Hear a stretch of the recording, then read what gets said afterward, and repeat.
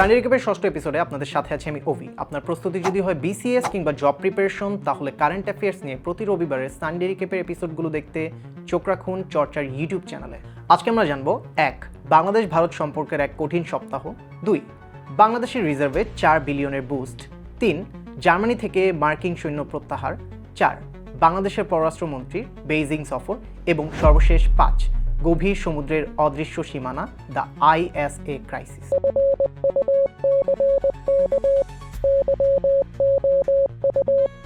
বাংলাদেশ ভারত সম্পর্কের এক কঠিন সপ্তাহ। কূটনৈতিক শিষ্টাচার মানে কি? শুধুই দুই দেশের পররাষ্ট্রমন্ত্রীরা বসে নৈশভোজের আড্ডায় মেতে ওঠার হ্যান্ডশেক করা? না, মে মাসের প্রথম সপ্তাহ আমাদের চোখে আঙ্গুল দিয়ে দেখিয়ে দিয়েছে যে রিয়েল পলিটিক্স দেখতে কেমন। সীমান্তে যখন পুশিন চেষ্টার বিরুদ্ধে আমাদের পররাষ্ট্রমন্ত্রী এক কড়া বার্তা দেন যে বন্ধুত্ব আমাদের দুর্বলতা নয়, সার্বভৌমত্বে কোনো কম্প্রোমাইজ হবে না, ঠিক সেই সময় ঢাকার নজর এখন বেইজিংয়ের দিকে।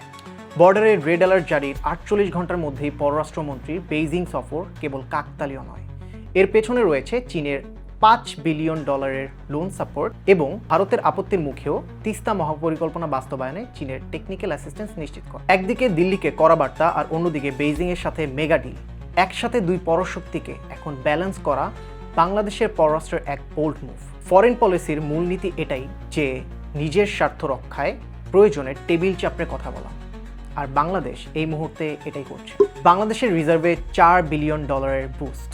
সকালবেলা ঘুম থেকে উঠে নিউজ পেপার খুললেই মনে হয় এই বুঝি গ্লোবাল ইকোনমিতে ক্র্যাশ করছে। ডলার ক্রাইসিস, ইনফ্লেশন আর মন্দার খবরে পুরো দুনিয়া যখন প্যানিক করছে, ঠিক তখনই আমাদের সামনে সাইলেন্টলি ঘটে যাচ্ছে একটা ম্যাজিক। আর সেই ম্যাজিকের নাম হলো $4 বিলিয়ন। $4 বিলিয়ন পেছনের গল্পটা আমাদের সার্ভাইভালের।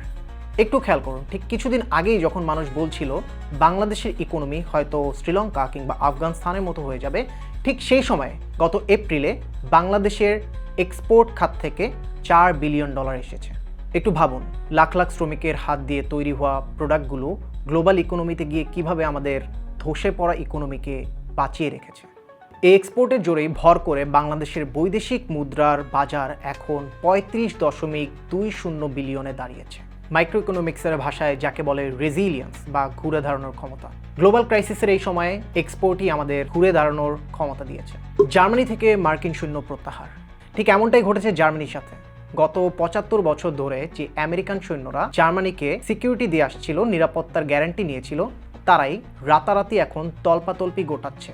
5000 সৈন্য এখন শুধুমাত্র একটা সামরিক সংখ্যা না, এইটা আটলান্টিকের ওই পার থেকে বার্লিনকে দেয়া এক চরম অবহেলার সিগন্যাল।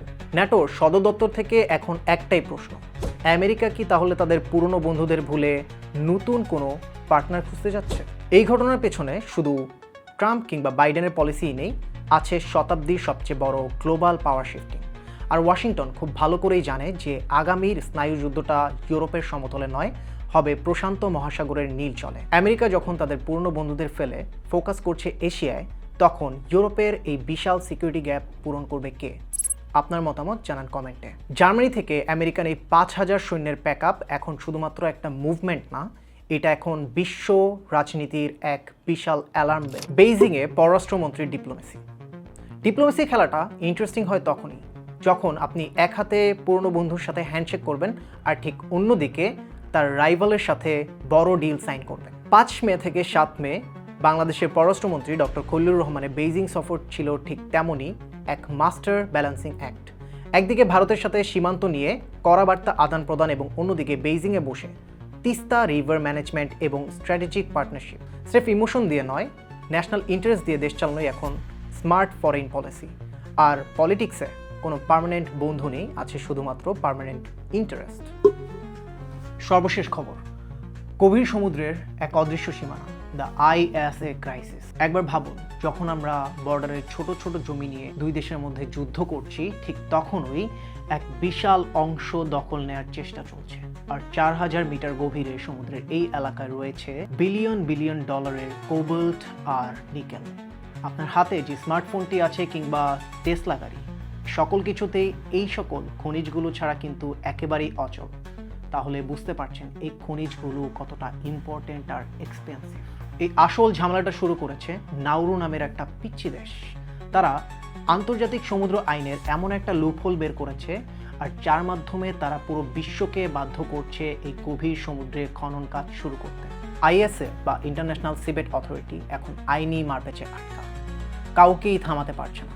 একদিকে জলবায়ু বাঁচানোর জন্য ইলেকট্রনিকের ওপর নির্ভরতা করার পরামর্শ দেওয়া হচ্ছে, কিন্তু অন্যদিকে ইলেকট্রিক এর ওপর নির্ভর করার জন্য যে কাঁচামাল দরকার তা খনন করার জন্য সমুদ্রের ইকোসিস্টেম নষ্ট হচ্ছে। সমুদ্রের নিচের এই ওয়াইল্ড ওয়েস্টের জন্য পৃথিবী আসলে কতটা প্রস্তুত, আপনার কি মনে হয়? এই ছিল এই সপ্তাহের টপ 5 আপডেটস। বিসিএস এবং জব প্রিপারেশনের জন্য মনে রাখুন ফ্যাক্ট, কনটেক্সট এবং এক্সাম রেলেভেন্সি। আগামী সপ্তাহে আবারও দেখা হচ্ছে সানডে রিক্যাপের নতুন কোনো এপিসোডে। ততক্ষণ পর্যন্ত ঝামেলাহীন প্রস্তুতি হোক চর্চার সাথে।